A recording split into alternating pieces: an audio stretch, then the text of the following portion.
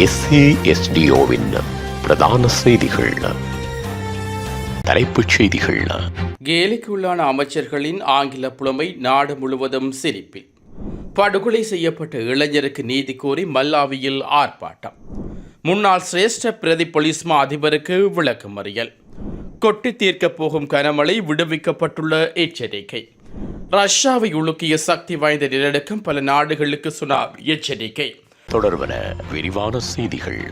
தாயக செய்திகள். வெளிநாடு மாகாணங்களுக்கு செல்லும் அமைச்சர்களின் ஆங்கில புலமையை பார்த்து நாடு முழுவதும் சிரிப்பதாக எதிர்க்கட்சித் தலைவர் சயித் பிரேமதாச தெரிவித்துள்ளார். பொதுக்கூட்டம் ஒன்றில் கலந்து கொண்டு உரையாற்றும் போதே அவர் மேற்கண்டவாறு குறிப்பிட்டுள்ளார். அவர் மேலும் கூறுகையில், பள்ளிகளுக்கு சென்று ஆங்கிலத்தின் முக்கியத்துவத்தை பற்றி குறிப்பிட்ட போது மக்கள் சிரித்து என்னை கேலி செய்தனர். சமீபத்தில் சர்வதேச மாநாட்டுக்கு சென்ற அமைச்சர்கள் முன்மொழிவுகள் மற்றும் யோசனைகளை முன்வைக்க தவறியதால் நாட்டிற்காக சரியாக பேச முடியாமல் போனது. இது சம்பந்தப்பட்ட அதிகாரிகளுக்கு மட்டுமல்லாமல் 240 லட்சம் இலங்கை மக்களுக்கும் அவமானமாகும்.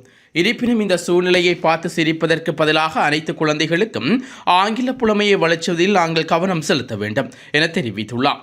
முன்னதாக எதிர்க்கட்சித் தலைவர் சயித் பிரேமதாச ஆங்கில கல்வியை ஊக்குவித்த போதிலும் ஆங்கிலத்தில் தனக்கு இருக்கும் சிறப்பான புலமைக்காக பலராலும் கேலி செய்யப்பட்டிருந்தமை குறிப்பிடத்தக்கது. கனடா செல்ல தயாரான நிலையில் மல்லாவி ஜோகபுர பகுதியைச் சேர்ந்த ஆனந்தராஜன் சஜீவன் என்ற இளைஞர் 29/7/2024 அன்று காணாமல் போன நிலையில் செல்லமாக மீட்கப்பட்டார். இளைஞரின் மரணத்துக்கு நீதி கோரி மல்லாவி பகுதியில் பொதுமக்கள், பொது அமைப்புகள் மற்றும் வர்த்தக சங்கம் என்பன இணைந்து பாரிய அளவிலான கவனஈர்ப்பு போராட்டம் ஒன்றை நேற்றைய தினம் முன்னெடுத்திருந்தார்கள். ஒரு வருடமாகியும் குறித்த இளைஞரின் படுகொலைக்கு காரணமானவர்கள் எவரும் இதுவரை கைது செய்யப்படவில்லை என்பதுடன் போலீசாரின் விசாரணைகள் மந்தகதியில் நடப்பதாகவும் கூறி துதிரகதியில் விசாரணைகளை முன்னெடுத்து குற்றவாளிகளை நீதியும் முன் நிறுத்த வேண்டும் என்றும் கூறிய பொதுமக்கள் மற்றும் பொது அமைப்புகளினால் குறித்த ஆர்ப்பாட்டம் முன்னெடுக்கப்பட்டிருந்தது. மல்லாவி மத்திய பேருந்து நிலையத்தில் ஆரம்பமாகிய பேரணி நடைபவனி மல்லாவி போலீஸ் நிலையம் வரை சென்றிருந்தது. பின்னர் ஆர்ப்பாட்டத்தில் கலந்து கொண்டவர்கள் ஒன்று கூறி சஜீவனின் மரணத்துக்கு நீதி வேண்டும், கொலையாளிகளின் நீதியினை முன்னிறுத்து விசாரணைகளை துரிதப்படுத்தி நீதியை பெற்றுத்தாம், எமது நண்பரின் மரணத்துக்கு நீதி வேண்டும், வஞ்சகரின் சூழ்ச்சிக்கு முடியவில்லையா, எமது பிள்ளைகளுக்கு நீதி வேண்டும் போன்ற பல்வேறு எதிர்ப்பு கோஷங்களை போராட்டத்தில் கலந்து கொண்டிருந்தவர்கள் கோஷமிட்டார்கள். இதேவேளை குறித்த போராட்டத்துக்கு ஆதரவாக மல்லாவி பகுதிகளில் வர்த்தக நிலையங்கள் யாவும் மூடப்பட்டிருந்தமையும் அவதானிக்கக்கூடியதாக இருந்தது. இதேவேளை ஆர்ப்பாட்டத்தில் கலந்து கொண்டவர்கள் மல்லாவி போலீஸ் நிலையம் முன்பு ஒன்று கூடி ஆர்ப்பாட்டத்தில் ஈடுபட்டிருந்த வேளை சம்பவ இடத்துக்கு வருகை தந்த புதுக்குடியிருப்பு போலீஸ் நிலைய பொறுப்பதிகாரி மல்லாவி போலீஸ் நிலைய பொறுப்பதிகாரி விடுப்பில் சென்றதாகவும் குறித்த சம்பவம் தொடர்பான விசாரணைகள் இடம்பெற்று வருவதாகவும் இளைஞரின் படுகொலைக்கான நிதியினை பெற்றுத் தருவதாகவும் ஆர்ப்பாட்டத்தில் ஈடுபட்டதாக தெரிவித்தமை குறிப்பிடத்தக்கது. முன்னாள் சிரேஷ்ட பிரதி போலீஸ் மா அதிபர் பிரகீத ஜெயக்குடி எதிர்வரும் ஆகஸ்ட் 6ஆம் தேதி வரை விளக்கமறியல் வைக்கப்பட்டுள்ளார். மகர நீதிவானால் இதற்கான உத்தரவு நேற்று பிறப்பிக்கப்பட்டுள்ளது. திட்டமிடப்பட்ட குற்ற கும்பல் உறுப்பினரான ஹெகல் பத்தம பத்மே என்பவரால் தமக்கு அச்சுறுத்தல் விடுவிக்கப்பட்டதாக பொய்யான முறைப்பாடு ஒன்றை பதிவு செய்த குற்றத்திற்காக அவர் நேற்று குற்றப்புலனாய்வு திணைக்கள அதிகாரிகளால் கைது செய்யப்பட்டுள்ளார்.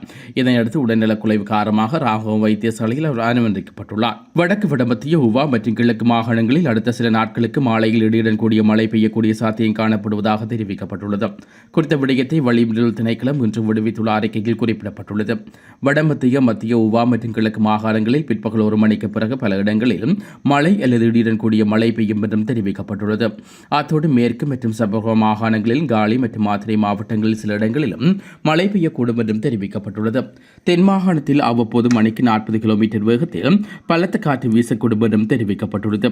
மேலும் இடியுடன் கூடிய மழை பெய்யும் போது தற்காலிகமாக உள்ளூர் மயப்படுத்தப்பட்ட பலத்த காற்று மற்றும் மின்னல் தாக்கங்கள் ஏற்படும் சேதங்களை குறைக்க போதுமான முன்னெச்சரிக்கை நடவடிக்கைகளை எடுக்குமாறு தெரிவிக்கப்பட்டுள்ளமை குறிப்பிடத்தக்கது. உலகச் செய்திகள். ரஷ்யாவின் கிழக்கு கடற்கரையில் சக்தி வாய்ந்த நிலநடுக்கம் ஏற்பட்டதாக வெளிநாட்டு ஊடகங்கள் செய்தி வெளியிட்டுள்ளன. இந்நிலநடுக்கம் ரிக்டர் அளவுகோலில் 8.0 பதிவாகியுள்ளதாக அமெரிக்க புவியியல் ஆய்வு மையம் தெரிவித்துள்ளது. நேற்று ஏற்பட்டுள்ள இந்த சக்தி வாய்ந்த நிலநடுக்கத்தை தொடர்ந்து பல நாடுகளுக்கு சுனாமி எச்சரிக்கையும் விடுவிக்கப்பட்டுள்ளது. ரஷ்யாவின் பெக்டோஃபா குளோஃபக்ஸ் சார்கிஸிலிருந்து சுமார் 85 மைல் தொலைவிலும் 19 கிலோமீட்டர் ஆழத்தில் இந்த நிலநடுக்கம் ஏற்பட்டதாக அந்த மையம் மேலும் குறிப்பிட்டுள்ளது. நிலநடுக்கத்தை தொடர்ந்து ஹவாய் மற்றும் அலாஸ்காவின் அலூடியன் தீவுகளின் சில பகுதிகளுக்கு சுனாமி எச்சரிக்கை விடுவிக்கப்பட்டுள்ளதாகவும் தெரிவிக்கப்பட்டுள்ளது.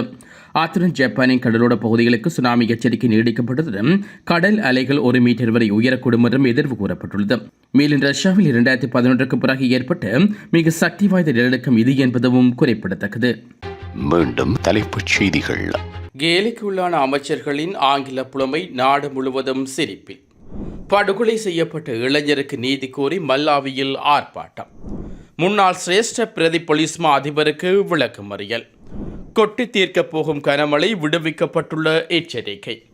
ரஷ்யாவை உலுக்கிய சக்தி வாய்ந்த நிலநடுக்கம் பல நாடுகளுக்கு சுனாமி எச்சரிக்கை.